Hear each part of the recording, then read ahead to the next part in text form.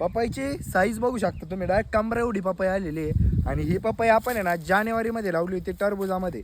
आणि त्याच्यानंतर ही पपई किती रप्पास वाढू राहील तुम्ही बघू शकता. डायरेक्ट दाखव खोड इकडे. बा खोडची साईज एक नंबर झालेली आहे. पपईच्या झाड पण एकदम रप्पासमध्ये वाढू राहिलं नाही का, एकदम भारीमध्ये. आणि आता हे पीक आहे ना आपलं दिवाळीमध्ये कटिंगला येईल, म्हणजे दिवाळीमध्ये याच्या पपया काढायला येतील. आणि हे पीक आपण एकदम व्यवस्थित पद्धतीने काढायचा प्रयत्न करून घेऊ.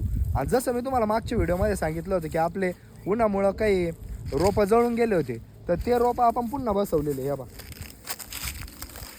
इथं बसवले, तिथं बसवले, तिथं पुढं, म्हणजे जे जे रोपं आपले जळत होते उन्हामुळं ते आपण पुन्हा बसवले. आणि आता आपण याचं टेम्परेचर मेंटेन करून हे जगवलेले आहेत. आता हे जळू नाही शकत, आता हे मोठे झालेले नाही का. आणि आता मे महिना चालू, एका महिन्यात पाऊस पण पडन आणि पूर्ण गार वातावरण होऊन जाईल. बाकी तुम्हाला असेच नवनवीन व्हिडिओ बघायचे असेल तर मुकुल जांभळेला पटकन फॉलो करून टाका. संपला विषय.